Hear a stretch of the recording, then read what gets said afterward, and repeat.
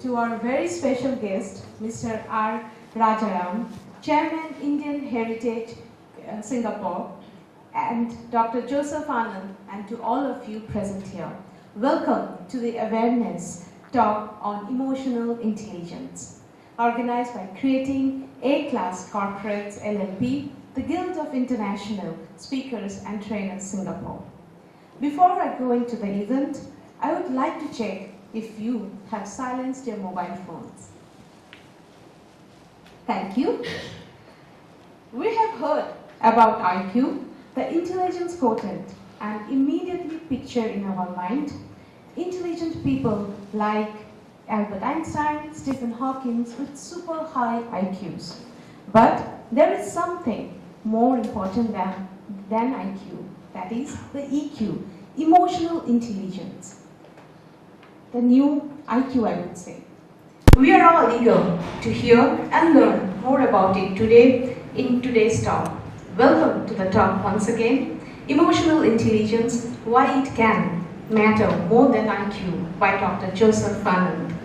Today's topic is emotional intelligence, and we are very happy to collaborate with the Guild of International Speakers and Trainers. Thank you so much, Dr. Ram, for all the coordinations. Thank you so much. And about the speaker, so the moment we're waiting for, the speaker, Dr. Joseph Anand. Dr. Joseph Anand is a family man, father of 2 grown-up children, son an engineer, and daughter a double degree holder in business and psychology, having her own business. He is a mechanical engineer by qualification and training.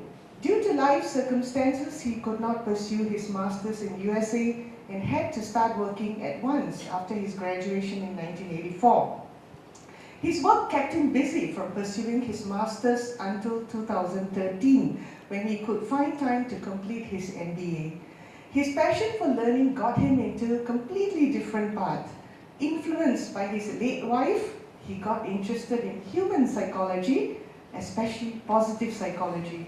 He embarked on a new learning journey, and in 2021, he was conferred with MAPPCP degree, Masters of Applied Positive Psychology and Coaching Psychology. So while he was pursuing his second Masters, he got several certifications and accreditation, including the prestigious International Coach Federation's accreditations, ACC and PCC.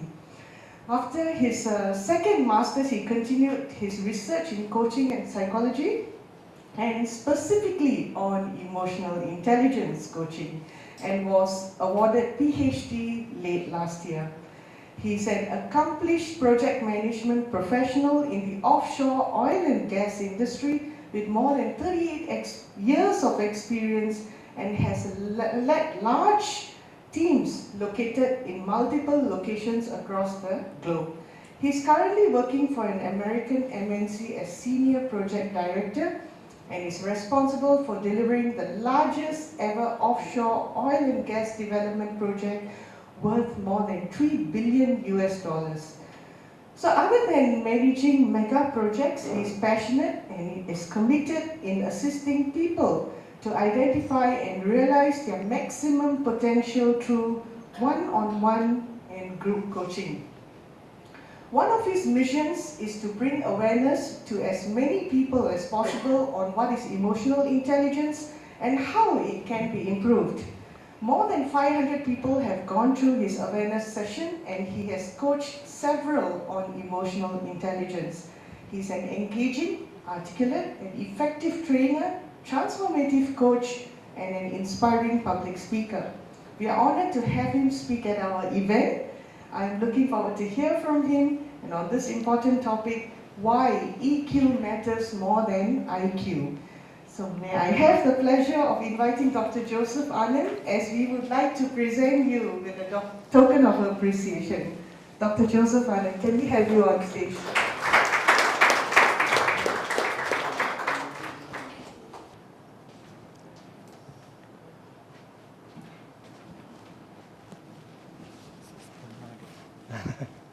Thank you. Henry. Big round of applause for you.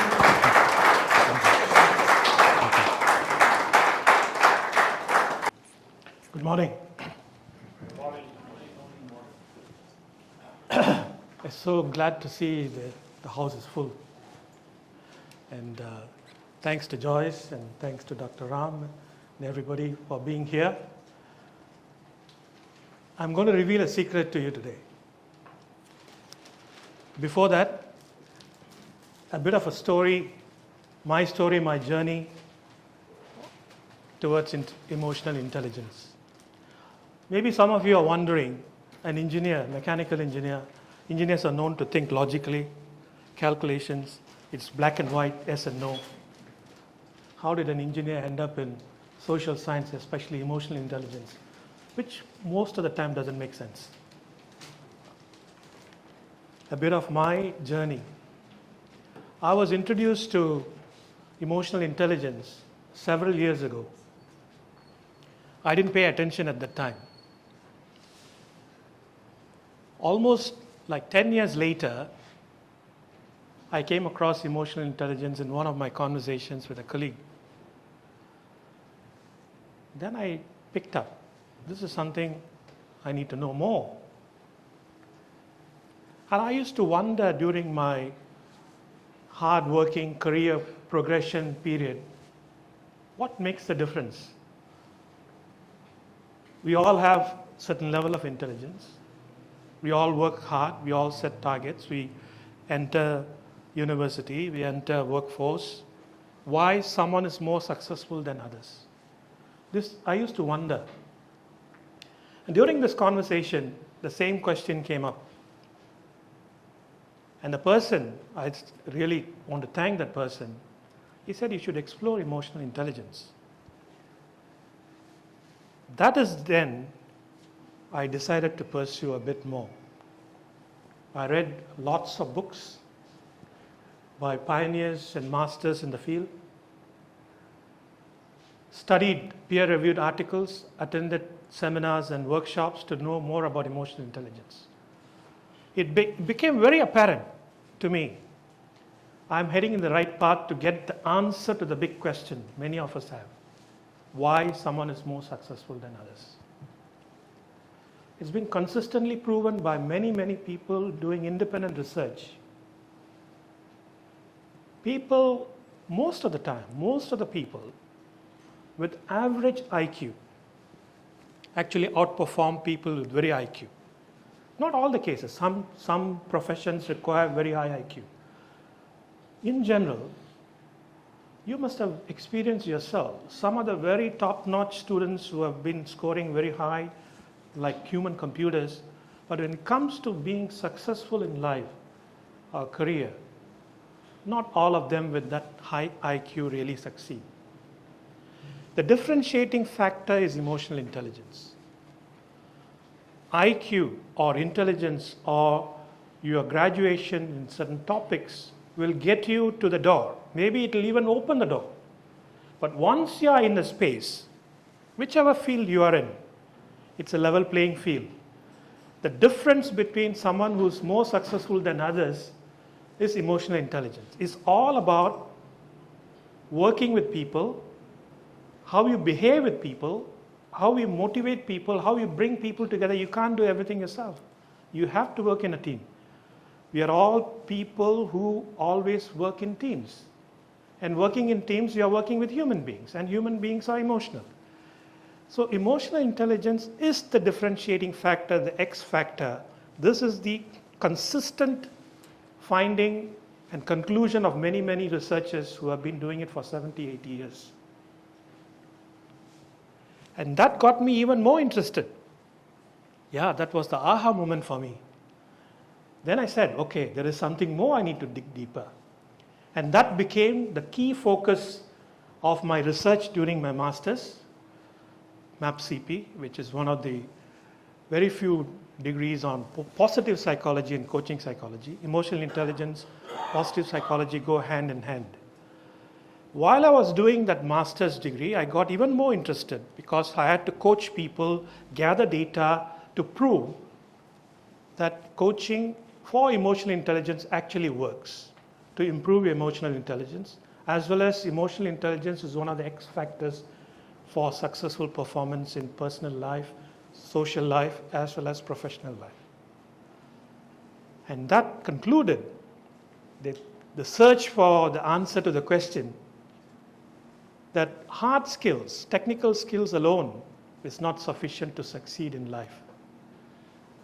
Soft skills like emotional intelligence is necessary and is a skill that is more necessary in the current society, especially when we are becoming too addicted to technology. We lose the touch with people, the connection with people, which makes the difference.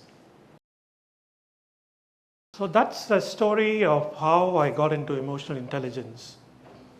And I decided, based on what I learned during my research and PhD, there is something everybody needs to know. It is a life skill that we are not taught, unfortunately, in our schools, high schools, or university.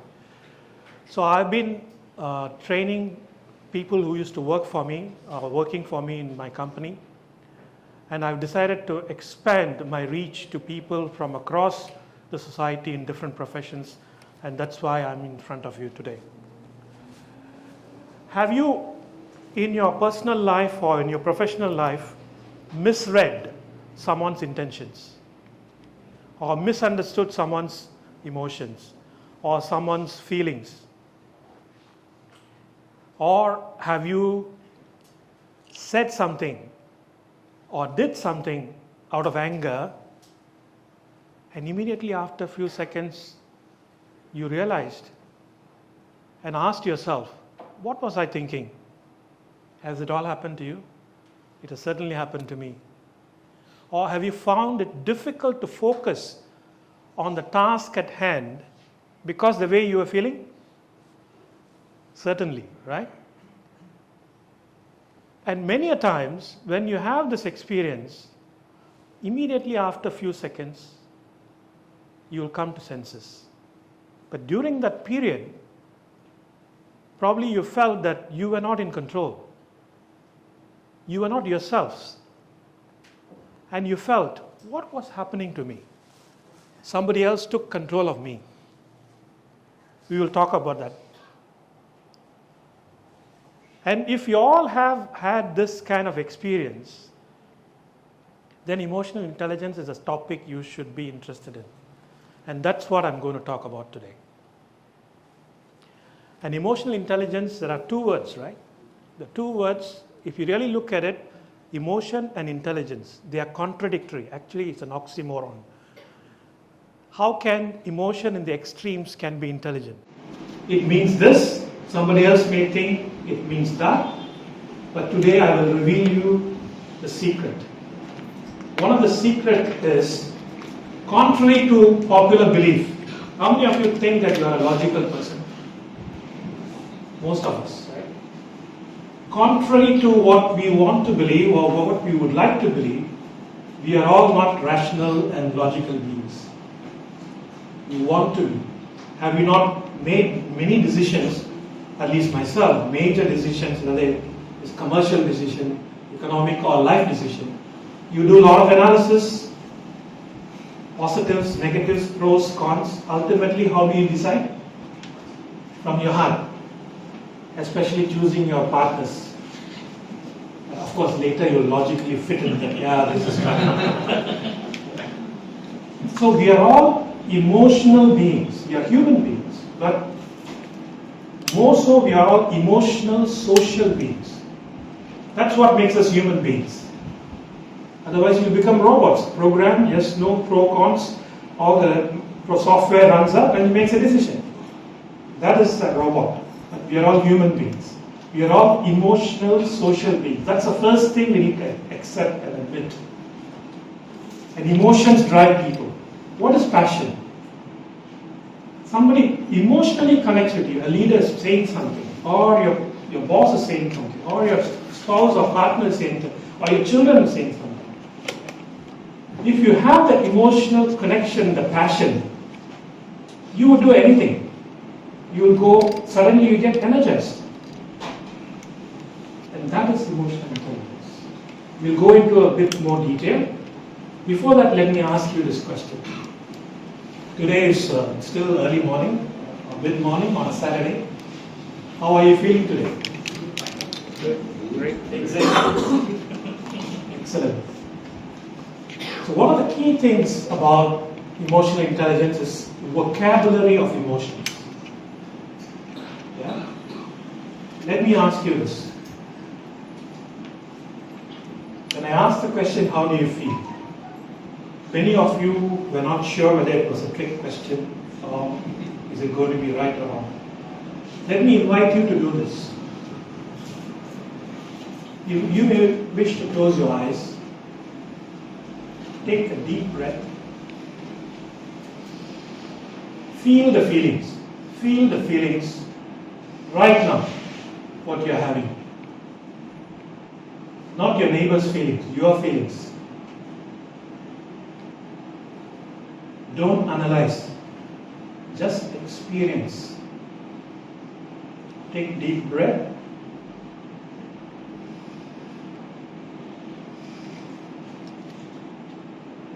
Don't analyze. Am I feeling this? Am I feeling that? Is it a good feeling? Is it a bad feeling? Am I getting it right? Just feel. Just experience the feeling. When you're done, you may open your eyes.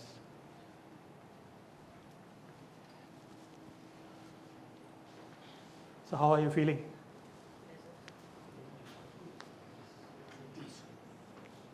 Okay? Okay? Still. Was it easy or difficult to feel the feelings? Are you able to name the feeling? Are you able to identify what is that you're feeling? Please take a moment to share with your neighbor. What was the feeling? If you don't feel comfortable sharing with the person on the left, please share with the person on the right. Or anyone you feel comfortable sharing with.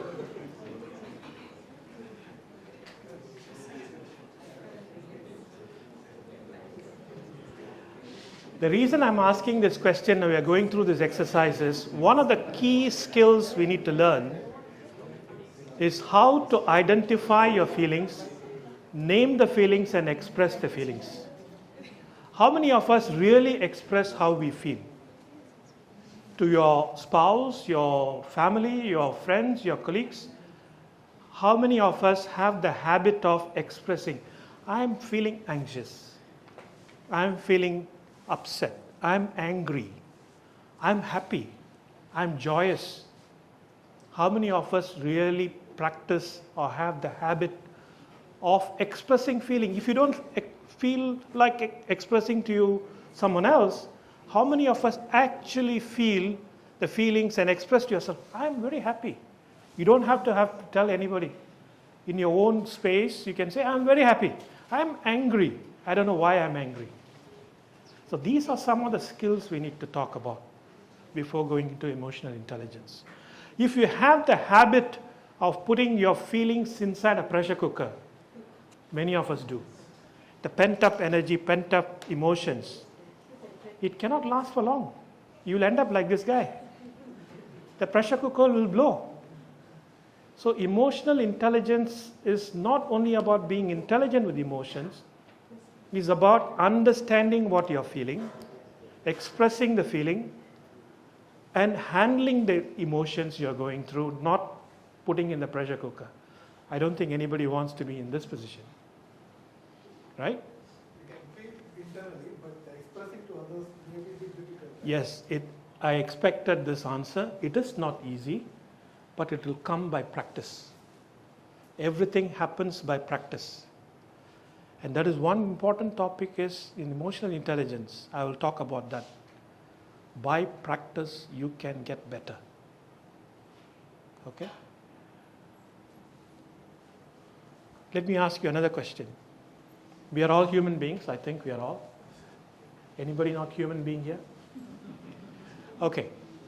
So how many of emotions in an average day, an average human being, not the day when you had very bad arguments or roller coaster emotions, a normal day, how many emotions do you think a normal human being experience? Is more than 400 on an average. Just imagine when you're having a tough day. So emotions are something you can even experience while you're at sleep. Yeah? So emotions are there with us. Don't name any emotions as good or bad. We will talk about that.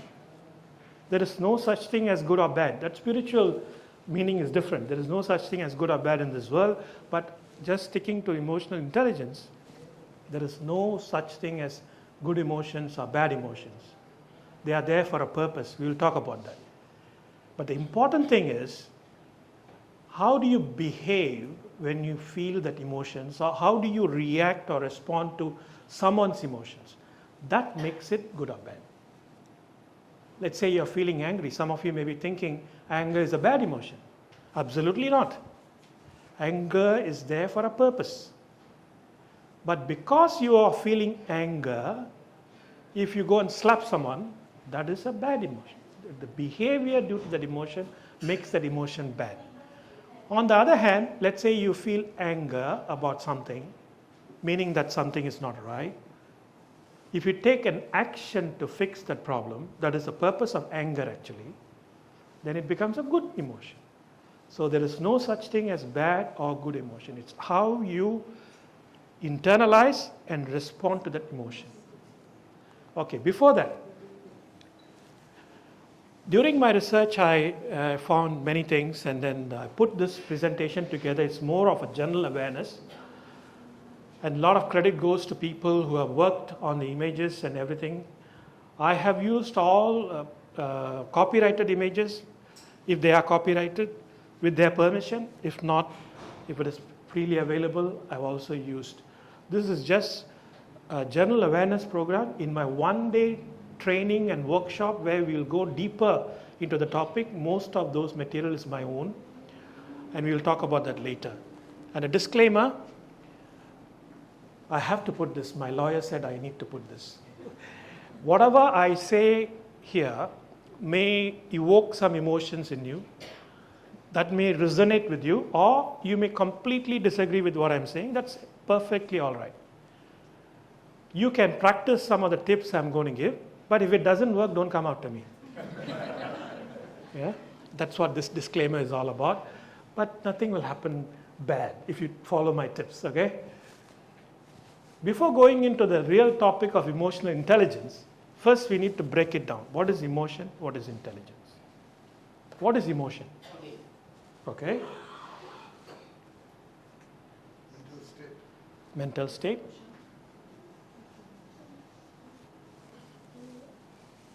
Okay. This is one of the definition which clearly identifies what it is. When you are feeling an emotion, do you feel something in your body as well? Right? When you're anxious, you feel butterflies. When you're in love with somebody, where do you feel in your heart? So there are places where you feel certain emotions. So it is the physiological response to a perceived stimulus. Let's say there is a big animal in front of you, or even you imagine your spouse in front of you, depending on how good your relationship with your spouse. Some of you may experience anger, some of you may experience love. So, but that stimulus, right? You're looking at an animal or a fearful situation, that stimulates something in your body. And our body is electrochemical. Everything works on electricity and chemicals, right? So what it does, you have 5 senses, right? Some of us have 6, 7 senses. Let's settle with 5 senses. What are the 5 senses? Yeah? 5 senses: sight, taste, touch, smell, ear. Yeah? Through these senses, the body picks up what's happening around the world, right? Whether somebody's saying something, you're seeing something, you're hearing something, or tasting something. That stimulus physiologically induces some chemicals from different organs, right? Depending on the situation. And the chemicals get flooded in the bloodstream, and our body, it lasts for certain seconds only. Of course, you can have repeated emotions. How long do you think it is? 6 seconds. Research shows it's only 6 seconds. That explains why after an immediate physical response to a stimulus, after a few seconds, it goes down. Have you seen in movies where by rage people kill somebody and the fellow will be sitting next to the person and crying, right? So it takes only 6 seconds. The body is flooded with chemicals for a purpose. We'll talk about that. So this is one of the definitions. There are many definitions.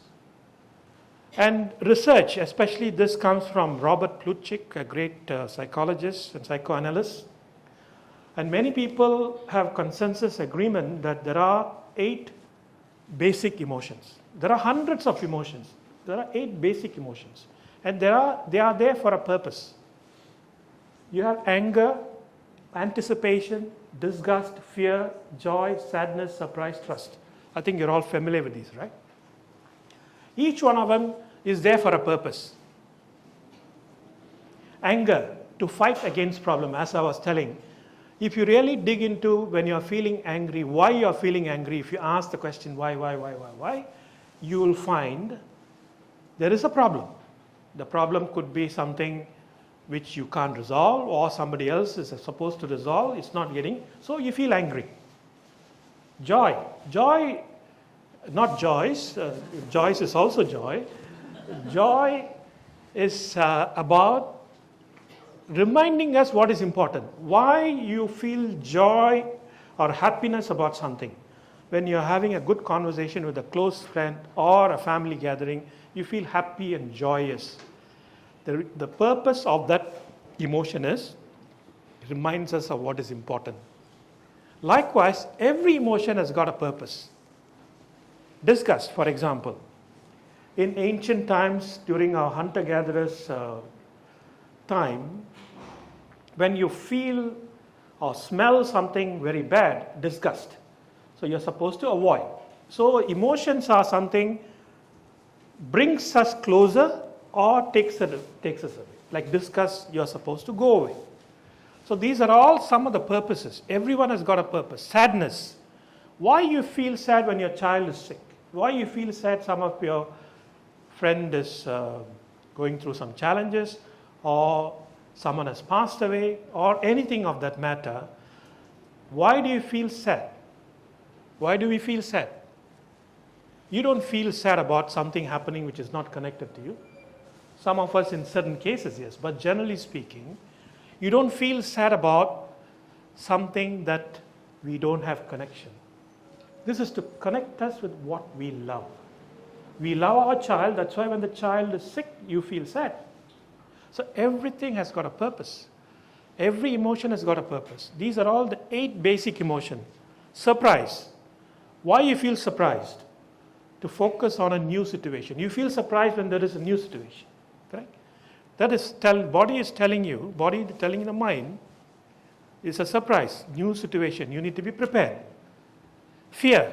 Fear is actually to protect us from danger. In those 10,000, 20,000 years ago, our forefathers, if you believe in creation, evolution, or whatever, or both of them, it helped our forefathers to survive. Survive from a predator, a saber-toothed tiger is in front of us. If you don't have a feeling of danger, and if you don't get the emotion of fear, you would have been eaten. You would have become the lunch of the predator and you won't be here. So fear was to give the chemicals to your body. When you have fear, what happens? Your arms get stronger, your major muscles like legs get stronger. Why? Have you heard of the phrase flight or fight? Yeah? When you're faced with danger, there are 2 things you can do. One is fight. If you have the weapons or you're strong enough, let's say a small guy is threatening you, you're a big guy, you will fight. But a big guy is threatening you, are a small guy, what do? You run away. Right? Flight or fight. So fear will give you this to the body. The body is getting prepared. Have you seen videos or even experienced yourself when something is coming, a danger, suddenly you get the energy to jump off? This is the purpose of fear. So why do you feel fear? To protect yourself. One of the main objective or main purpose of the brain, of course brain has got many other purposes. Main purpose of brain, neuroscience is proven, is to protect us, to survive. The survival 20,000 years ago and survival now is different. You don't face a tiger or a lion every day. Maybe you face people who look like a tiger or lion.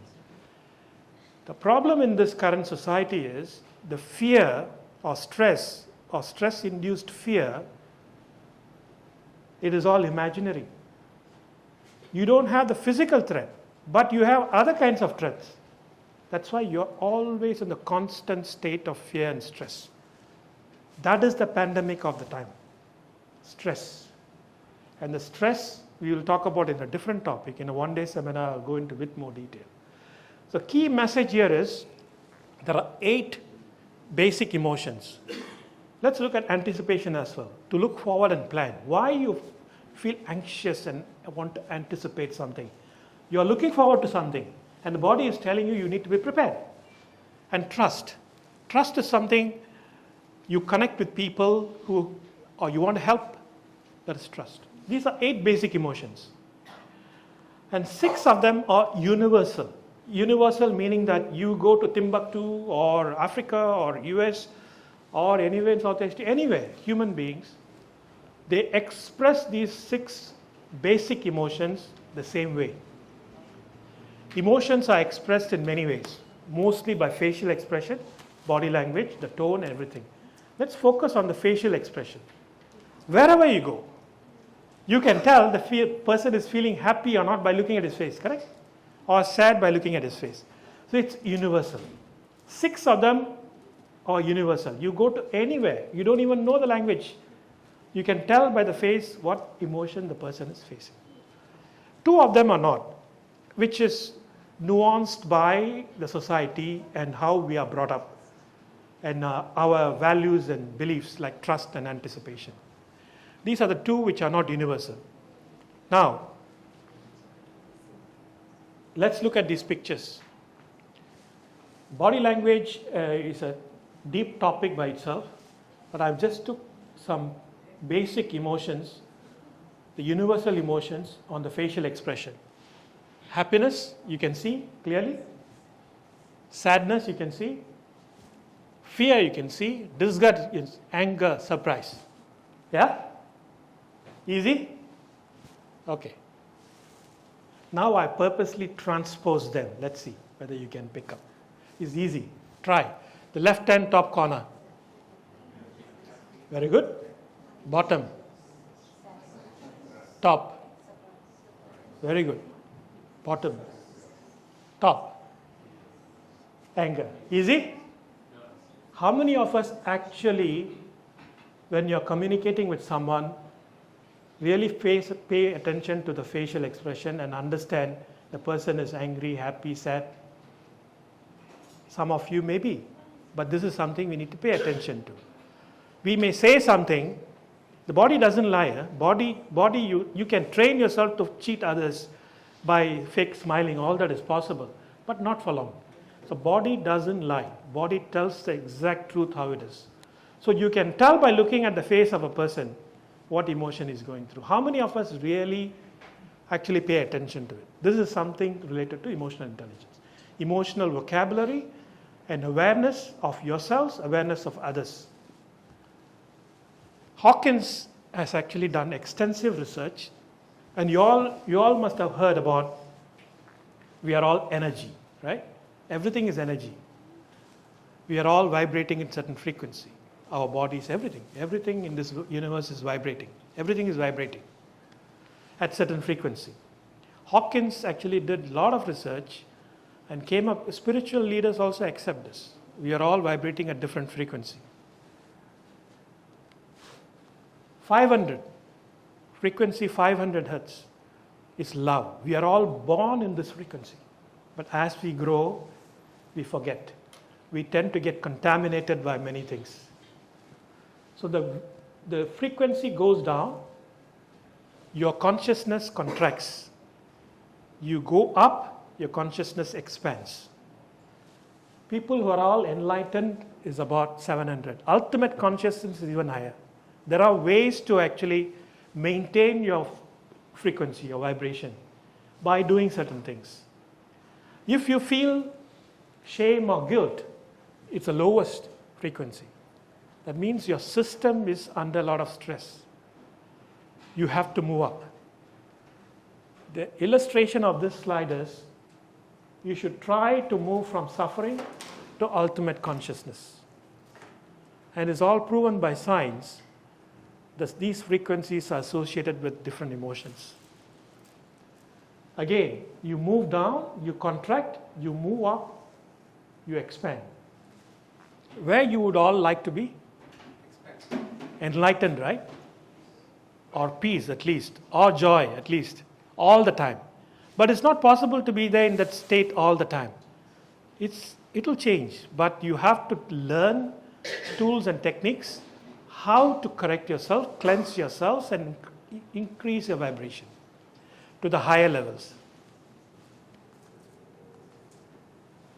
And as I said, emotions you feel in certain locations of your body. Let's say you are having constant stress. It will affect certain organs, certain systems.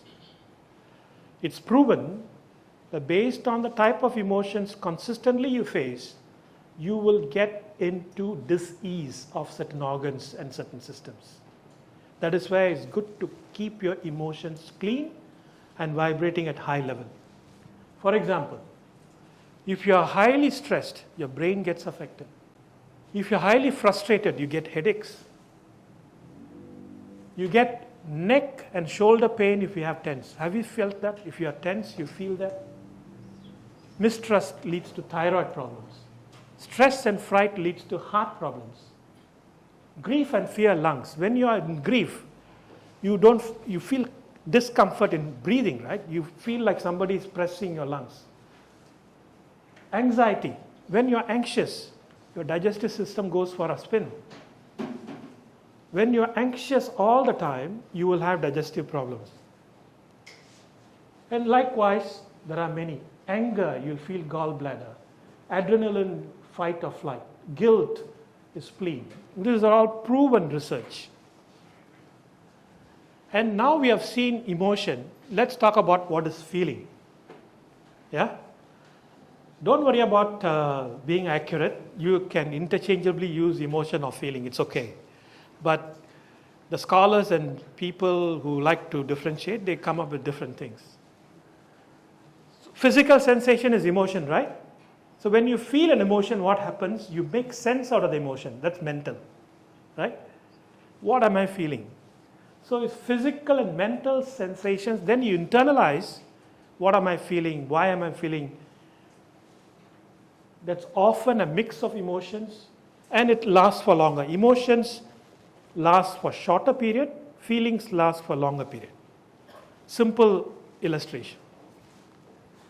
You can consider this like a body and mind. Emotions being body and feelings being mind. You have heard about body, mind, spirit connection, right? That's a deep topic by itself. Okay, now we have talked about emotions and feelings. What is mood? Many people have heard the term, I'm not in good mood. I'm in great mood, right? What is mood? Okay. The definition is, it's a mix of feelings and emotions, right? Let's say you're having certain emotions, or normally you have many, many different types of emotions. Then you have a feeling. But if the feeling sustains for a long period of time and adds on and builds up, then it becomes a mood. Let's say the emotions or feelings stops at some time, you don't get into a bad mood, right? It's simple understanding is emotion is fleeting, that means short period. Feeling is you make sense out of it, longer period. And mood is sustained period, right? You don't worry about using interchangeably. Now we have seen emotions, feelings, mood, and let's look at intelligence. How many of you are intelligent people, or at least consider yourself intelligent? I think all of us are, right? What is intelligence and how is it measured? Okay? You heard about IQ, right? Intelligence quotient. It's a score derived by different standardized tests. These are all standardized tests for a group of people in a group of society. Have you all taken your IQ test? Anybody? Oh, okay, very good. So somehow we don't seem to be interested in how much is our IQ. Maybe you don't want to know the bad answer. Right? But you can tell some people by talking to them, you can find out the fellow is very intelligent. But the understanding of what intelligence is may be different from different people. Oh, this guy is an intelligent guy, but his IQ may not be high, So IQ is a test. If somebody says I'm an intelligent person, ask him how much is your IQ. Right? If you have not done, please do your IQ test. There are free tests available which is short, but a proper one costs money. So it's a standardized test. Average is 100, right? And like any other kind of tests or identification in a society, it gets distributed, right? In distribution, I'll show you that. In Singapore or many other countries, 10% of the people, the general population, is considered potentially gifted. Their IQ is about 121. And you know this person? Mozart and Einstein, right? This is a standard distribution in any society. The people with IQs, if you plot them, they will be in this distribution. Majority of them, 70% will fall under 100, right? If you are below, then there is some problem. Low intelligence, unsatisfactory intelligence. And then on the high is super intelligent. This Einstein and Mozart and people like that, they are off the charts. Now, let's look at EQ. Emotional intelligence is a new topic. It only became popular in the 90s. The scales for measurement are still being validated. But I put this to illustrate, because we are all used to IQ, the way it's distributed. This is all a standard distribution. Emotional intelligence, majority of them, 95 to 105 score, will be about 68-70% of the population will be normal, as in any society. We are all emotionally intelligent people anyway, but how much it is the issue, right? And people who are very highly emotionally intelligent, like the people there, you can identify, right? Jeff Bezos, Indra Nooyi, sorry, the projector is not very clear. Jeff Bezos, Indra Nooyi, Oprah Winfrey, they're all known to be very highly emotionally intelligent. That shows one of the reasons why they are so successful. So it's good for you to know emotional intelligence. Where is your EQ quotient? There are tests available. I will do that in the one-day program. But it's still being evolved. It's a qualitative with some ratings, self-reported. There is a bad news and a good news. Bad news first. If someone is taking money from you, promising improving IQ, please forget about it. You cannot improve your IQ. You can until 12 or 15 years old. It's getting shorter and shorter. Once in the formative years, what you're exposed to, your IQ remains the same, whether it's 15 or 50 or 85. IQ doesn't change. But the good news is, EQ can be changed. Based on neuroscience research, the way we are wired, it's like building muscles. By practice, you can mold and wire or rewire the way you are to become better emotionally intelligent person. That's the good news. Now we have seen emotions, feelings, and we have seen what is intelligence. And now let's look at what is emotional intelligence. This guy, anybody recognize him? Is Daniel Goleman. Sounds familiar? Daniel Goleman is known as, is an internationally renowned psychologist, known as father of EQ.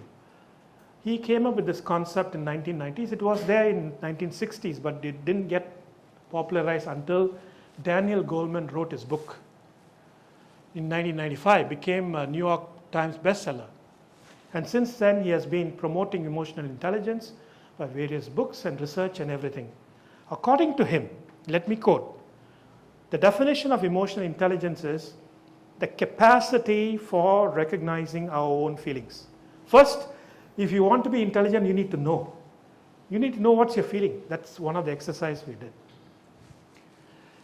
It is the capacity for recognizing our own feelings and those of others. What is good by knowing yourselves? You need to know what others are feeling as well. And why? Why you need to know? To motivate ourselves and for managing emotions in ourselves and relationship. So you need to know yourselves, you need to know others whom you are dealing with. And why? To motivate ourselves to do something and to build relationship. That's his definition. Clear? That's emotional intelligence, according to Daniel Goleman. This is another great guy, Travis Bradbury. He came into the field much later. His definition is very similar. Your ability to recognize and understand your emotions and your skill at using the awareness to manage yourselves and your relationship with others. So the important thing is you need to know who you are, what emotions you are feeling, what emotions she or he is feeling, and why. To maintain relationship or build a bond or do something together. That's the purpose of emotional intelligence. There are some myths and facts. Have you heard of people saying, oh, he's very emo. She is very emo. It's a lingo, right? That means the person is very sensitive. It's sometimes used as derogatory, right? We are all emotional beings. In some societies, especially in Asian societies, have you heard of people, especially older people, telling the boys, hey, you're a boy, you cannot cry. Have you heard that? Absolutely wrong. Boy or girl, we are all made of same material, same slight difference only. Of course, the organs are different, but genetically, very slight difference. We are all made up of same emotions. But of course, women have better in emotional intelligence due to the evolution because they stayed back and looked after the kids and extended family while our forefathers went to hunt or field or whatever. So they are much better equipped genetically to be more emotionally intelligent. You see women being a bit more warmer, bit more understanding, listening. The biggest problem with men is they don't listen. God has given 2 ears and 1 mouth, but you don't even use 1 ear. That's a problem. So emotional intelligence is about not being emotional. It's about being intelligent with emotions. The myth is, oh, he's emo, he's too sensitive. You are supposed to be sensitive. Your body and your system is made to be sensitive. That's why you have 5 senses. Otherwise, you would have called something else. You have 5 senses to make it sensible. You sense everything around you through the senses, and you are supposed to be sensitive. It's about being honest. Honest. If you are feeling angry, you need to know that you are feeling angry. You need to tell others you are feeling angry. Try. The next time you are feeling angry with someone, tell yourself as a third person, I'm feeling angry. Why? Anu. You ask yourself, Anu, why are you feeling angry? Once you name that you are feeling angry, your anger will go down 50%. Then you ask, why are you feeling angry? It will go down further. But then you tell Joyce, I am feeling angry because Joyce, you said this to me. Everything will gone. You understand this feel? That is one of the tricks you should follow. But when you talk like that, probably your men maybe go in a different direction. Still though you are angry with me and I'm expressing I'm angry. So you may feel that I'm almost come to the end of our relationship. That is where the training comes. There is subtle difference what I said and what you have said. When I mention that you need to identify you are angry and express the anger in a verbal way, not by behavior, to the person who is making you angry, you shall not say that, Joyce, you are making me angry. Joyce, what you said made me angry. Joyce, what you did made me angry. You shall not say that, Joyce, you made me angry. It's not Joyce. It's say what she said or what she behaved. That's what makes the difference. So when a child is angry, it's showing tantrums, What do? Slap? Do you think it will stop? No. Of course, there are very many ways of handling with children. Just because Joyce could have behaved differently. Correct. Correct? Yes. So at that moment, she acted in such a way, made this person angry. Correct. Right? Or the expectation that Anu had been expecting Joyce to do certain things. Don't mind using your name. Sorry. Okay. So it's not about that instance. A lot of things is in the background. Have you seen, or you must have experienced yourself, a simple thing will flare up in our relationship. It's not that simple thing where you didn't put the cup back in the sink. It has been building up. That is a trigger. So that's a trigger that made somebody behave like that. There's a deep science. Is when someone is at rage or kill somebody or slap somebody, it's a trigger. There are a lot of things in the background. So you need to go into the background, right? So the message here is there are lots of myths about being emotional intelligent, emotional. It's about being aware of your feelings. It's not about touchy-feely. It's about being smart with your emotions. Emotions are there for a purpose. You need to know what you're feeling. You need to know others what they're feeling. And you need to intelligently use that. Your anger, your sadness, your fear to the advantage to what you want to see as an outcome. It's about being smarter with your emotions and feelings, more aware. It's not about unconscious. It's being aware, being intentional. That means you're feeling angry, you're feeling fear, being intentional that I need to address this. Why am I getting this feeling? Why am I getting these emotions? Being intentional and being purposeful. Why? There needs to be a purpose. Yes, please. Is it possible that you are not able to identify? Yes, You know you are disturbed. absolutely. This is the biggest problem we have. As one of the first steps to emotional intelligence is emotional vocabulary. It comes by practice. Am I feeling anger? Or am I feeling anxiety? Am I feeling frustrated? Or am I feeling this? Am I feeling that? Identifying correctly the emotion you are feeling is the first step towards emotional intelligence. Sometimes there's overlap. Correct. Absolutely. Gets frustrated as well. Absolutely. What is the misunderstanding? Yes. Because when you talk and the culture also changing something. Absolutely. What are the emotional is receptive to the misunderstanding? Yes. I will talk about that. So emotional intelligence has got 4 big facets or characteristics. I'll talk about that.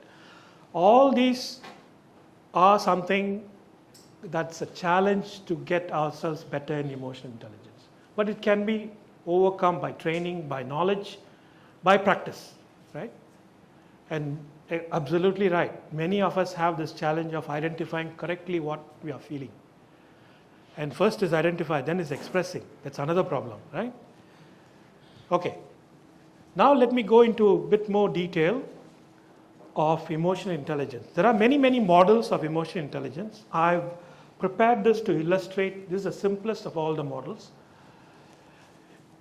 It's intrapersonal. Intrapersonal means intra, within yourselves. Self-awareness, right? Self-management. Once you know, you need to manage, right? We'll go into detail in every one of them. Then interpersonal, right? Is about social awareness, like in this group gathering, or your family circle. Then it's about relationships. Yeah? I call the one on the left as personal competence. That means yourselves and you manage. The other one is social competence. Clear? Okay, let's go to one by one. Intrapersonal is within. It's our ability to manage ourselves, recognize, understand moods, emotions, and what drives. How many of us really know this drives me? Drives me in the right direction or drives me crazy, right? They call it hot buttons, right?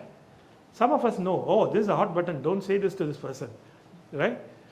How much do we know ourselves? What actually motivates me? We may know roughly, but really do we know? If someone says, okay, your wife or husband comes and says, dear, I have this problem, can you help me out? Oh, you will go all the way to help. Hey, can you do this? Of course you won't do it, right? So you need to know what actually motivates the other person or motivates yourself. Let's say you want to wake up 6 o'clock, 5 o'clock in the morning to do exercise. And most of the time you just sleep.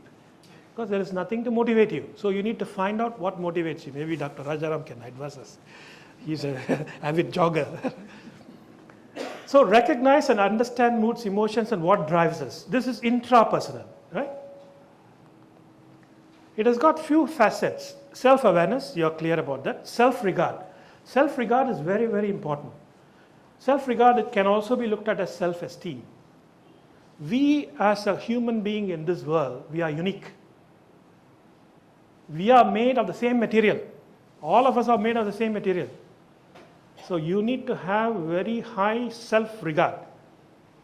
I'm not saying you should be egoistic or proud or say that I am the best in the world. Or I'm not saying that. I'm saying that you should have certain self-regard. Then only you know who you are. Knowing yourself is the first thing. Then self-actualization. You know the pyramid of Maslow, right? You go from basic needs and you move up with self-actualization.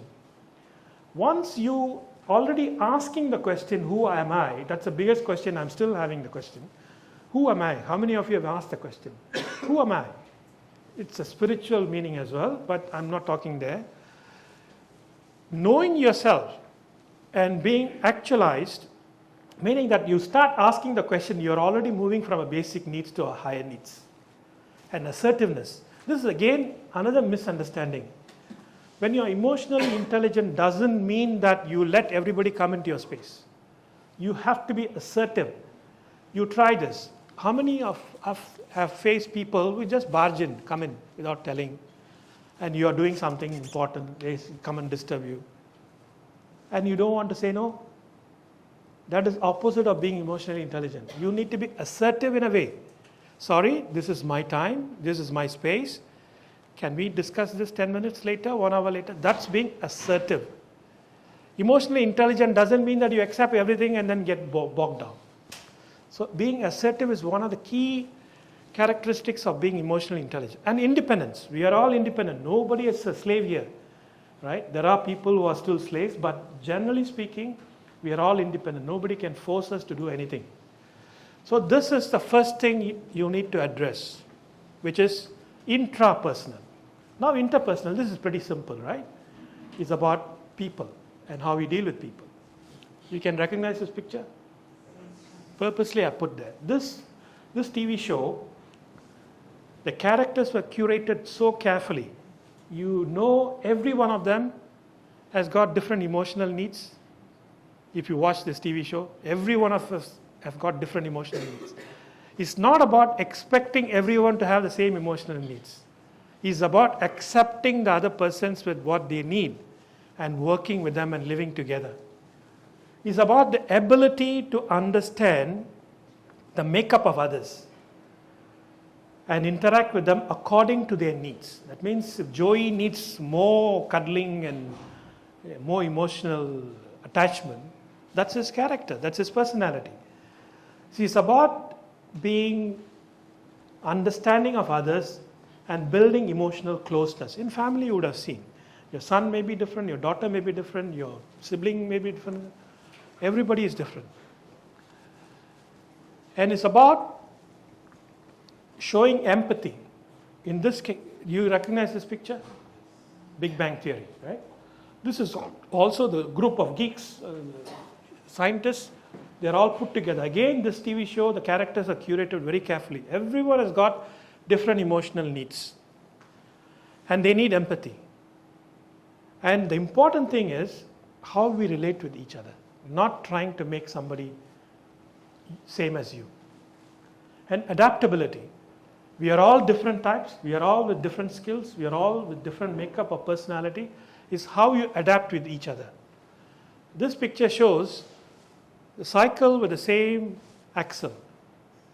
If everybody tries to cycle in his own pace, in his own style, the cycle will not move. You have to adapt and give and take to keep things moving. That's adaptability. And adaptability is very, very important for being emotionally intelligent and being flexible and being able to solve problems. All the time we are solving problems. And emotionally intelligent people, they don't get bogged down with a problem per se, but they'll start looking at why and how to solve the problem. And this is simple, right? Relationship, social skills, especially is very important. Is the ability to develop, to build a relationship. Let's say you want to build your network, you want to become friends with somebody. You don't just go and ask, I want to be friends with you. You have to develop the relationship by giving and taking. It's not about manipulating, it's about building a rapport. Building the rapport for the purpose of relationship. And if there are people coming together, whether it's social, family, or work, there'll always be friction. There'll always be conflict. You should be able to manage the conflict. Conflict management is another topic. And you should be able to inspire and influence. It's not about just having coffee, tea, walking around, or watching movie. It's about being mutual of human interaction. Now we have seen the 4 different facets of emotional intelligence. Intrapersonal, self-awareness, which is self-awareness, then the self-management, then interpersonal, which is social awareness, and then relationship. There are other aspects, empathy and motivation. I don't have much time to talk about that now. In the one-day seminar, we'll do that. Now let's have a quick look at the science behind. There's a lot of research in the last 30 years. You recognize this? Soccer fans? 2006 FIFA World Cup finals, what happened? Right? We still remember that? So what happened was, Zidane was constantly bombarded by Materazzi with some, I don't know what really he said, which triggered him. That is not important. Whatever he said, whether it's about system, whether it doesn't matter. Something triggered, right? Zidane was almost considered as god of football in France. If France won that World Cup, he would have been crowned actually. But what happened in the last few minutes when France was in a good standing? This is what happened. And he was sent out, red card, and France lost, Italy won, right? In a moment, a guy at that stature can come down. That is what is called amygdala hijack. Yeah, have you heard this term? Okay, I'm sure you have experienced it. Amygdala. We'll talk about that. Before that, let me show a little bit of neuroscience. Our body is made of wires, right? Nerves and blood vessels. This nervous system, it's got sympathetic, parasympathetic nervous system. It's all connected from all over to the brain through the spinal cord, right? So the brain is a complex organ. We'll not go into details. For simplicity, I will illustrate in a different way. The signals come through spinal cord. Spinal cord, right? The signals come through spinal cord. The messages go to limbic system, which is the emotional mind, before it goes to prefrontal cortex. In simple terms, you can picture brain. It's a complex organ. The simple illustration is brain has got 3 brains actually. Prefrontal cortex, the limbic system, and the cerebellum, which is the old brain, reptilian brain. So the reptilian or old brain is responsible for all the actions like breathing, heartbeats. We don't tell our lungs to breathe or heart to beat. It automatically happens. And the limbic system is the emotional mind. And the prefrontal cortex is the rational. When you are logically thinking or making some logic out of a rational thing, it is in the front brain. So the nerves send all the signals to the lower brain, which is the cerebellum. Then it goes through the limbic system before going into the... Now you see the problem? There is something called amygdala in the limbic system. It's an almond-shaped gland. It's a small gland. It's a cross-section of the brain. You have amygdala, you have pituitary gland, hypothalamus, hippocampus, thalamus, Amygdala is responsible for emotions and aggression. Anybody, neurosurgeon or doctor? Okay. So this is a simplistic illustration. Lots of things happen, but as for simple illustration, what I'm saying is, if there is some signal coming from your system to your brain through the cerebellum, that there is a danger, right? What happens? Amygdala is a security guard. Amygdala picks up the signal. Oh, there is a danger, there is a danger, there's a red light, oh, alarm, everything. So what happens is amygdala sends signals through hippocampus and others to shut down certain systems and over-energize some systems to face the fear, right? The fear can be perceived, actually not a real fear, like what happened to Zidane. He's saying something, but he's not going to kill him or something, right? So amygdala takes over the control. That's why it's called amygdala hijack. It hijacks from your rational brain. You are not able to think. That is why after a few seconds you ask yourself, what was I thinking? Because you are not thinking. You are not thinking because the signal didn't get to the prefrontal cortex. So amygdala bypass the system. Controls engineer would know. Jnana Manish is a controls engineer. She knows signals will be shut off, right? Then amygdala takes over.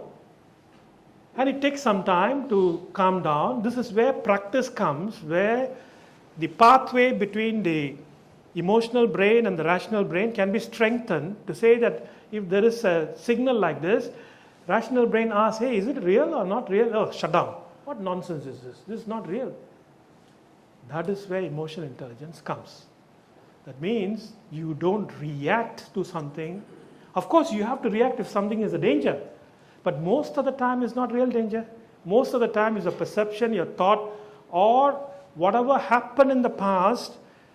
Hippocampus picks up the memory and says, oh, it happened last time like this. Last time when this fellow said like this, he meant this. So this time also is likely to say that. So it has got a purpose. It's got a duty to say that. But then your rational brain needs to make sense out of it. Okay, it's a false alarm. How many times have you seen in the buildings, oh, it's a false alarm, please go back, right? It's like that. So amygdala hijack is a term coined by Daniel Goleman. Its characteristics are, there is an emotional trigger. Go back and think about similar situation you had. If somebody said something or did something, it touches your button, hot button, and you react. That's a trigger. And there is lack of control. And then remorse. It's like going up, going down. Why it's going up? Because of the chemicals. The amygdala sends signals to these organs, adrenaline, cortisol, everything gets pumped into the blood, and you can't blame the body. It's preparing yourself to face the fear. When the body perceives threat, physical and emotional alarm system is activated. Stress hormones are released. It's actually flooded, leading to surge of energy. You feel energetic at the time. Rational brain is not engaged.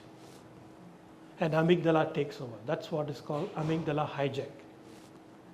This is what happens. There's a stimulus. It bypasses the logic center. Adrenaline, testosterone are pumped in the bloodstream. You are under attack. And the blood pumps to cardiovascular. You tend to speak louder, quicker. Have you experienced this? And more blood hormones are pumped into the blood. And it becomes a rage from an anger. It takes about 20 minutes to calm down, roughly. This explains why sometimes we get triggered and we do or say something which we normally won't do. It's because you have been hijacked, my friends, by amygdala. Sounds like Star Trek Queen, amygdala. How to deal with amygdala? Actually, it's not a big deal. It's very simple. Take deep breaths. Why take deep breaths? Pump in more oxygen to your blood through the brain. Why we take deep breaths and sometimes when you're not able to think? Deep breaths, when more oxygen going to your brain can think better. So rational brain needs energy, so you think better. And count to 10. Have you tried this? When you are getting aroused, anger or whatever, count to 10. Actually, it works better if you count reverse. Instead of 1, 2, 3, 4, 5, 6, 7, 8, 9, 10, count 10 because you're consciously doing it. Because 1, 2, 3, 4, okay. 10, 9, 8. If you do that, by the time you count to 2 or 3, it's already gone. Right? So this is a simple technique. There are many, many things. Or distract. Take a break. First thing is you need to identify, I am getting triggered. That's the important thing. If you don't identify that, because it takes only 6 seconds. Within a second, you need to identify, I'm getting triggered. Oh, let me talk about something else. Or let me walk away from the situation. Yeah? Sleep on it. Sometimes you don't have to answer anything, everything, anytime. Deal with it when you are emotionally changed. Don't make any decision, good or bad, when you are emotionally charged. When you are emotionally charged in a positive way, you go and buy an expensive thing, what do? You will buy. 10,000, take it. 20,000, take it. Don't make any decision when you are emotionally charged, whether good or bad. You need to calm down. When you are emotionally charged, you will make mistakes, whether good or bad. And most important, those who are working in corporate, do not send that email in caps. Delete it or put it in draft and go back and say, oh, am I going to send this? No way. You realize that. So this is a simple illustration. Brain science, neuroscience is very complicated. I've made it very simple. We feel first. Anything, we feel first. Then we assign a meaning. If there is an uncertainty, this makes the brain yield the control to the limbic system. When there is an uncertainty, I'm not sure whether it's this or that, then the brain will yield the control to the limbic system, but you must train yourself to engage your rational brain. Right? Don't let your emotional brain take control. Emotional intelligence is about the balance between the two. If you don't have an emotional brain, or if you don't recognize emotional brain, you're not a human being. You become a robot. You need that as well. But you need to engage the rational brain, and that is emotional intelligence. Balance between rational and limbic system. Now let me quickly run through why. Why emotional intelligence is important. I did say during the beginning of the talk why emotional intelligence is important, but let's look at it in a bit more detail. If you have not read Daniel Goleman's first book, it's gone through many editions, Why It Can Matter More Than IQ. It's a bit of hard read. It's not that simple read, not like a novel. I have a condensed version which I'll go through in the one-day workshop, how to interpret his findings and research. But this is the book that made emotional intelligence go skyrocket. Emotional intelligence, according to Daniel Goleman, as I said before, this was mentioned in the World Economic Forum a couple of years ago. But once you are in the field, whichever field it is, emotional intelligence emerges as a much stronger predictor. It's not certain, it's a predictor of who will be most successful, because it is how we handle ourselves in our relationship that determines how well we do once we are in a given job. That means your IQ, technical skills, your qualifications gets you to the door. It opens the door. Once we are in the space, emotional intelligence makes it different. And Time covered this on the front page after he published the book. It says it's not your IQ, it's not even a number, but emotional intelligence may be the best predictor of success in life. Redefining it means what it means to be smart. After this, the book became so popular, and now we are talking about emotional intelligence in almost every field. Why it's important. You must recognize this is an iceberg. I don't think many of us have actually physically witnessed iceberg. I have. So only part of it is visible, less than 10%. The rest is all submerged. The ones you see on the outside, you can consider that as IQ. The ones submerged as EQ. EQ is the number one predictor of success in personal and professional life. 90% of the top performers are high in EQ. 60% of the performance in all types of jobs is accounted for by EQ. You can say IQ gets you hired, EQ gets you promoted. Not all the time, but most of the time. Let's quickly look at the difference between IQ and EQ. You already know that emotional intelligence explains why 70% of the time people with average IQ outperform those with highest IQ. IQ is the ability to learn, consistent throughout the entire life, like I mentioned before. There is no difference, women, there is no difference between women and men. The standard deviation is very small. But on the other hand, EQ is a flexible set of skills, can be acquired and improved with practice. There is some difference in standard deviation. So women do better in EQ naturally for the reasons I explained. But we are catching up, don't worry. Okay, now I've put up some of the character traits. If you see someone you know, someone you don't know, but you have an idol or a mentor or whoever, by looking at them, if they have all these characteristics, there are many more, I just picked up 14, you can consider them as emotionally intelligent. They're not perfectionists. There is no such thing in this world as perfection. You know that, right? Even if you look at your face, analyze. If your face is symmetrical and perfect, you will not look beautiful, you look like a robot. There is perfection in imperfection. There is no such thing in this world as perfect. So these people who are emotionally intelligent, they know there is no such thing as perfection. Not going to the 99.9999% accurate. They know that. And they are not workaholics, they are also not all the time playing. They know the balance between work and play.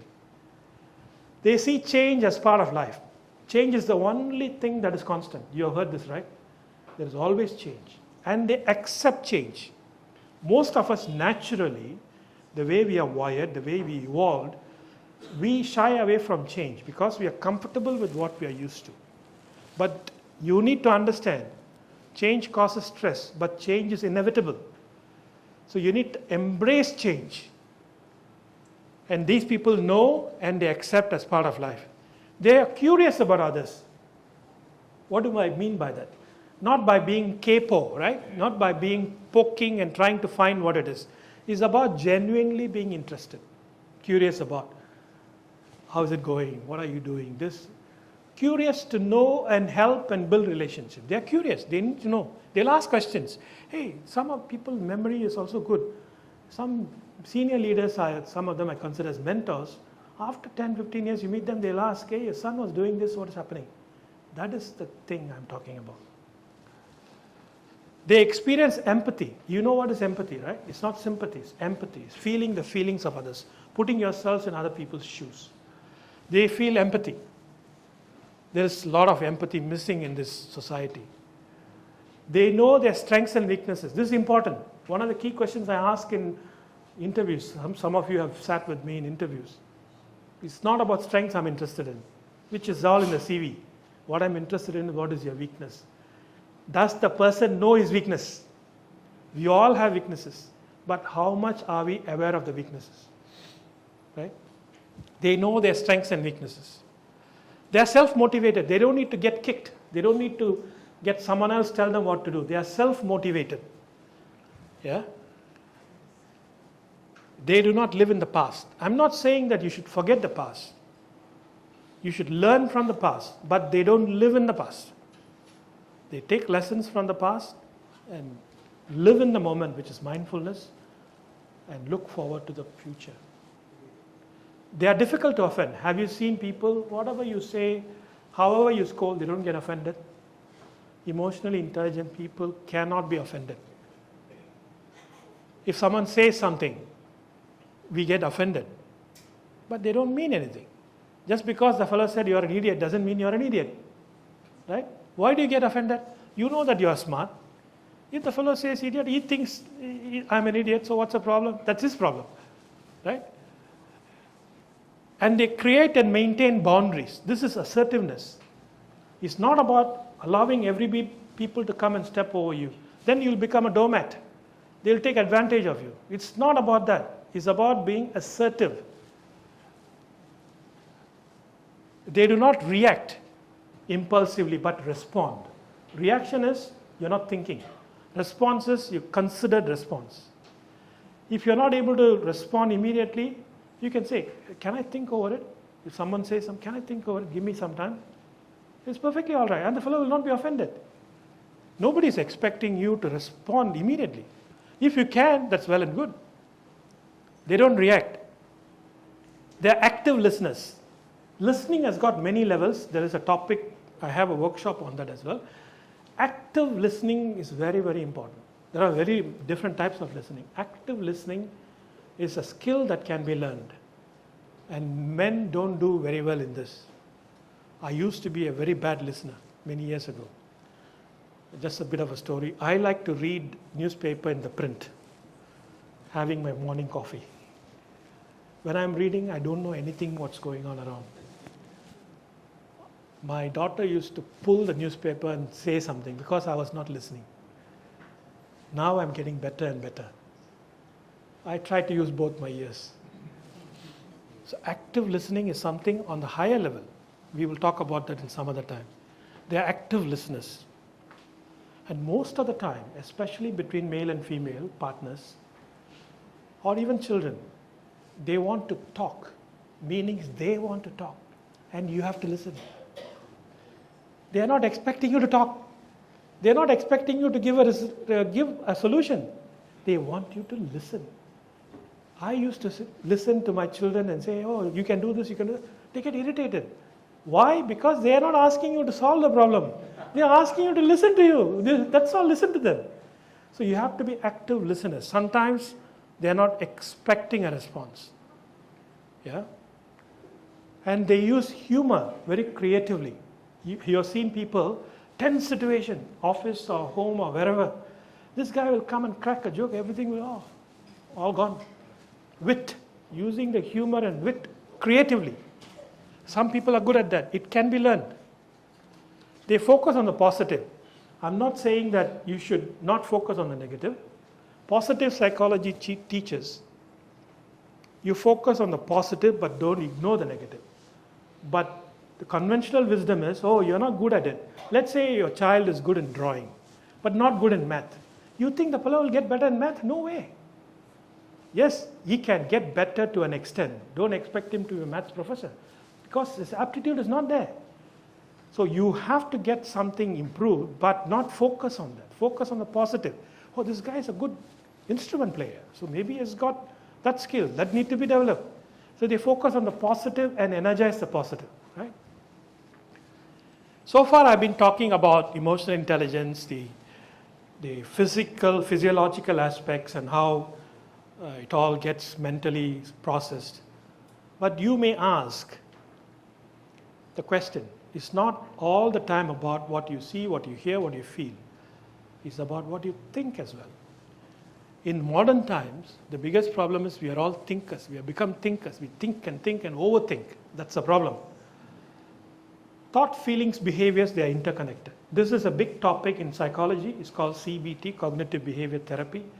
If we have a challenge, I'm not a clinical psychologist. There are clinical psychologists. This is called CBT. And this is a deep topic, how thoughts, feelings, behaviors, in most of the time in modern society, is not about what you see, hear, or feel. It's about what you think also evokes your emotion. Overthinking. Sometimes you think, oh, this problem, that problem, it becomes bigger and bigger, and you start feeling that emotion. Actually, it's not real. So that's a bigger topic. So we'll stick to what I presented today. It's about senses and emotions and feelings and others, how you manage. This is a deeper topic we'll talk about in the one-day workshop or even a one-to-one coaching. Now the important thing. Now you heard what is emotion, feelings, and then mood, and emotional intelligence, and what is amygdala hijack, and what is emotional intelligence, difference between EQ and IQ. You've heard all that, right? Now, important thing, how? How to improve emotional intelligence. Normally I don't share tips because you think it's so simple, but this time around I will share, bonus, right? Okay? Simple tips to enhance EI. Do not ignore your emotions. If you ignore, it's not going away. identify, and accept. Pay attention to non-verbal cues. Communication experts say only 20% of communication is verbal. Have you heard that? Rest is all non-verbal. Body language, tone of voice, the way you look, the eyesight. You communicate with your body, not only with your voice. So you need to pay attention. You cannot tell a lie by sitting in certain posture, because body knows. Have you tried to scold someone smiling? If you want to scold someone, you smile, you cannot scold. It's not possible. Yeah. When I was in college, some of the fellows who did not know the language, they scolded them so that the recipient will not mistake them. Yeah. They were smiling. Yeah. So, pay attention to non-verbal cues, facial expressions, body language. Body language is a big topic by itself. I'll cover that in the one-day workshop. Listen more actively to understand. Most of the time we listen to respond. Listen to understand first. How many times when in a conversation you have seen people cutting others? He wants to say something before even understanding what the fellow is want to say. Active listening. First you listen, then you think, then you answer. Sometimes it can get boring. Correct. Sometimes it will be clear. The time may not be given for responding. But if you value the relationship, time is not a matter. Let's say you're husband and wife. Your relationship is important, or communicating 5 minutes is important. Correct? You are living together for 40, 50, 60 years. What is 5 minutes? So take your time. Take your time to communicate. And listen actively to understand first. Be open-minded. Open-minded to feedback or criticism. Being open to change. Open to feedback. How would you know a machine is working or a food is tasty without the feedback? You cook your food and give it to your husband, and the husband don't say it's nice, not nice, with salt, no salt. How would you know? You don't know. Sometimes we lie, but, oh, beautiful. That is to make them happy. But after some time, you should have there maybe a little bit less salt, maybe. Yeah. So you have to be open-minded to feedback and criticism and change. Be curious, which I talked about, right? About yourselves. How many of us are curious about ourselves? Do we know ourselves first? First thing is you need to know yourself first and others. Curious. What have you thought about? Okay, my wife has been living with me for so long. Do we really know what color she likes? What color she doesn't like? What music she likes? What kind of books she likes? What kind of actors or actresses she likes? Sometimes we perceive, we don't understand, we don't know. So we need to be curious about others. Play a game. Go back and play a game. Ask your child. Or, okay, let's play a game of what you like and don't like. You will fail because you don't communicate. That's a problem. Be mindful. You have heard about mindfulness, right? Is being in the present moment. The only thing that is true in this universe is the present moment. Past is not true. Future is not true. Because it's not there. Only the present moment is true. Being in the moment. And fully present. How many of us have zoomed out? We call it zoomed out, right? You are in a meeting or in a conversation with someone. You are physically there, but you're not there. So being mindful and being present. Be empathetic. This is the biggest deficiency in the society now. We all become so selfish, so self-centered. We don't have time. We don't have any consideration for other people's needs, especially emotional needs.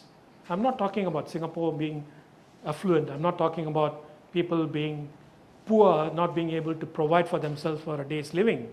There are some, but generally not. But the biggest deficiency is emotional feeling and emotional attachment. That's the biggest problem. Being empathetic is feeling the feelings of others. This is the biggest deficiency. It can become cancerous in the society very soon. Be kind and compassionate. Be kind to yourselves, kind to others. Many a time we beat ourselves. Don't beat yourselves. Be gentle to yourselves. First, you have to take care of yourself. Have you seen the announcements in the airplane? You have to take care of yourself first. Most of the time in family, we sacrifice ourselves, especially women. They don't care about their own needs. They don't care about their own ambition. They don't care about their own emotions. They care about everybody else. Then they burn out. So take care of yourselves first and others. But don't be selfish and self-centered as well. Be positive. There is always possible to flip the narrative. Anything that's negative, try to look at it from a different vantage point, different angle. You can come up with a positive angle. I bet. We'll discuss that in the workshop. I bet you bring in any situation, we can flip the narrative. Okay, how to regulate some of the emotions? Few of them I'll cover. Anger is very simple. Pause. Pause until you're able to think clearly so you can respond rationally instead of reacting. Very simple, right? Anger is an important emotion we ignore. It's about not avoiding being angry.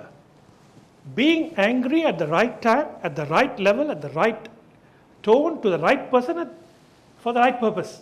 It must be used that way. We are all human beings. We'll get angry. But how do you use the anger? You have to sometimes reprimand people. You have to sometimes say things, but not to hurt the person, but to solve the problem. So Aristotle said, anybody can become angry. That is easy. But to be angry with the right person, and at the right degree, and at the right time, and at the right purpose, and in the right way. That is not within everybody's power, but that is not easy.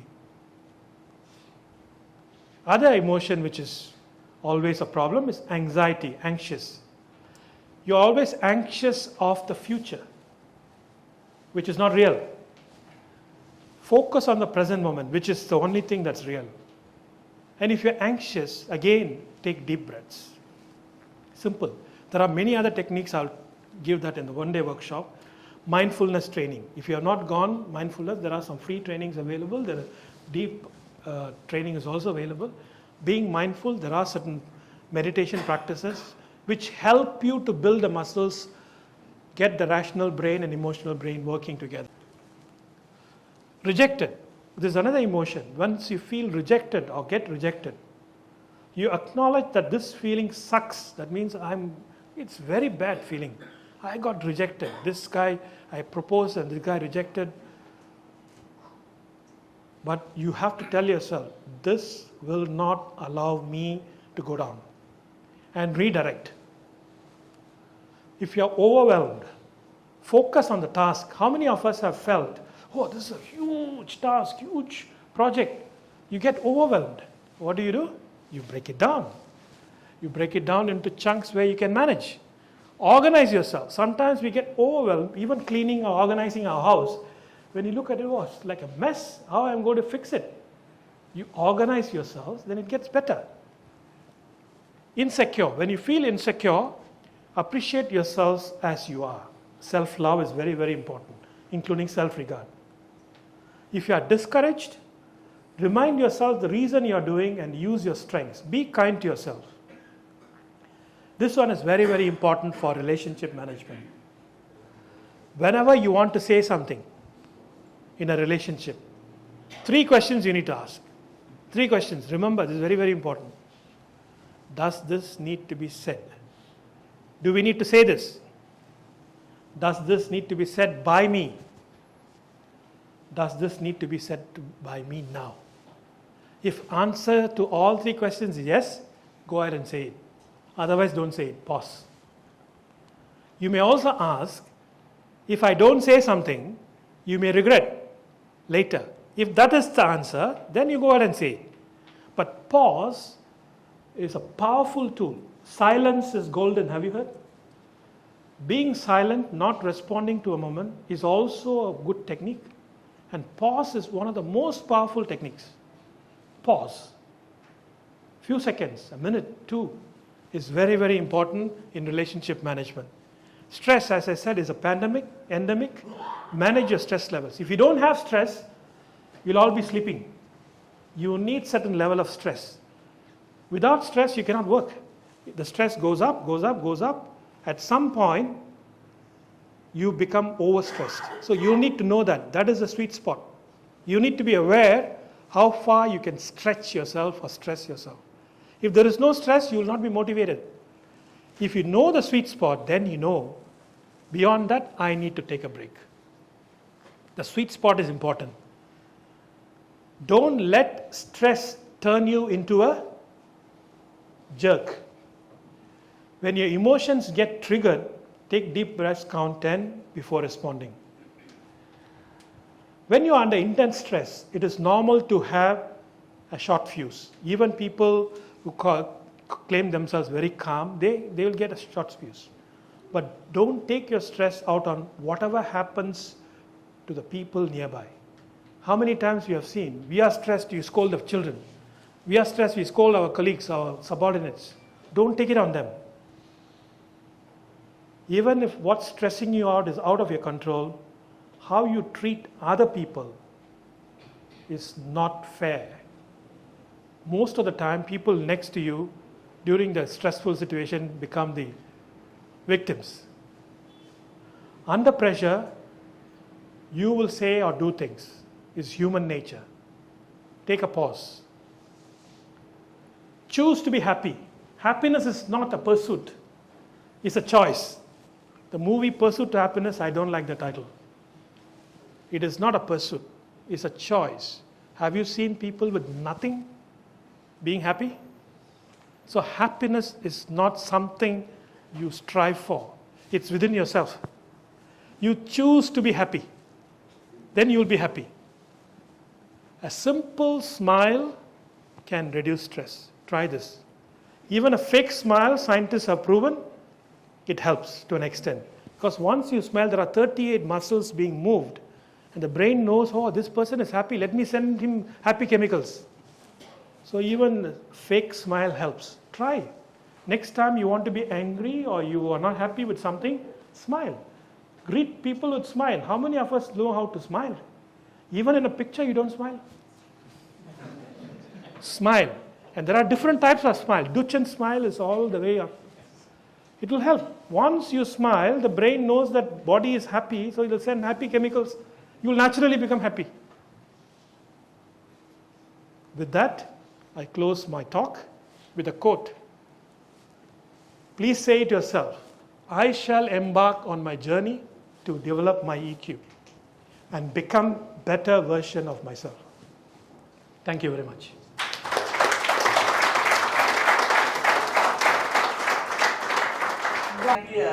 Negative factors for other people. Absolutely, you're right. There is always good in the bad, right? Internet, for example. Let me give you an example to answer your question. Internet is good or bad? Good and bad. Yes, exactly. How you use it. The danger, I will cover that in the one-day workshop, the dark side of emotional intelligence. There is a dark side to everything. So you can actually become an expert in emotional intelligence and manipulate people. It's possible. Like in anything, right? Like you said, you can use your skills to good or bad. Example is internet. Internet has got a lot of good things, a lot of bad things. Does it make internet bad? No. So how you use it. Similarly, emotional intelligence, once you become a master in emotional intelligence, it can be used for good, it can be used for bad. Like what you said, exactly like manipulate, right? So it's up to us how ethically we behave. Is it ethical practice happening around us nowadays? It's up to us. Let's say it's all up to the individual, right? Let's say you want to learn emotional intelligence to get a better version of yourself. I didn't say bad version. Better version of yourself for a certain purpose is good. If you want to learn emotional intelligence to manipulate people and actually extract things from them, that is bad. But it's up to the individual. I can't control that, right? So when someone is touching your hot point, It's emotionally intelligent. That means you are aware someone is using your soft spot. First, you need to identify. If you already identify, you're emotionally intelligent. You are emotionally intelligent. If you are not able to identify, that means you become vulnerable. Many people, especially older folks, people talk to them nicely and say this and say that, try to help them or pretend to help them, take money, CPF money. So it's all happening, right? So it's all about what is the intention and purpose. If you are emotionally intelligent, if someone is trying to do this to you, you will identify. Yeah?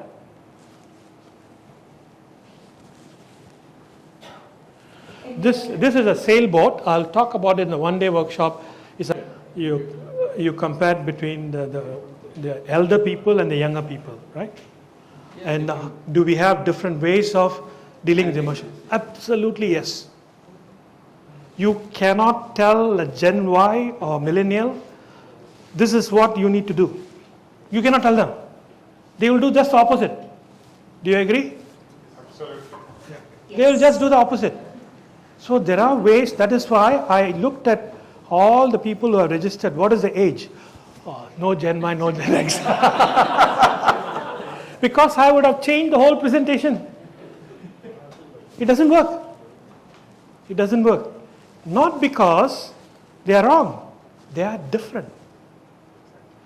First of all, you need to accept the older, wiser people. Accept the fact the younger generation are smarter than you. How many of us accept? How many of us think that we are smarter than them? They are many, many times smarter than you.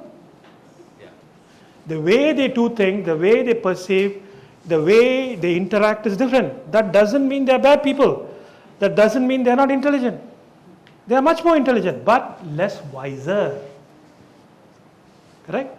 The wisdom comes by experience. That is why don't force things on a Gen Y, Gen X or millennials. She is smiling. You have to, for communication, especially I'm not a parenting expert, but based on emotional intelligence aspect, for communication, you need to communicate in the frequency that people receive. Same thing like PA system. This morning we had problems setting up the communication with this camera because the frequency was wrong. Exactly, like the presentation slide. So you have to adjust based on whom you are dealing with. There is no one size fits all. Hope that answers the question. Yes. Yes, Salunga. It was a necessity. Otherwise, how to survive? Human beings will find ways to survive. So everybody, the doomsayers are saying, oh, COVID, that's it. World is finished. We are all gone. Kaput, finish. No, we're still here. Humans will find ways to survive. That is the most efficient being in this world. All those beings which have died, we are the most efficient world to survive, efficient beings to survive. We will find ways to survive. Yes, there is a climate change problem, there is this problem, that problem, we will find ways. But we have to work together. The question you're asking is, now there is virtual world, there is technology where people are losing the human touch. The biggest problem, that's the endemic I'm talking about. And we as adults, the wiser people so-called, we have a part to play to get the balance back in. Right? Okay, so as a millennial, I would say that I just loved your Yeah. So before we conclude this session, once again, I would like to thank you, Mr. R. Rajaram, for gracing our event. Thank you so much, sir.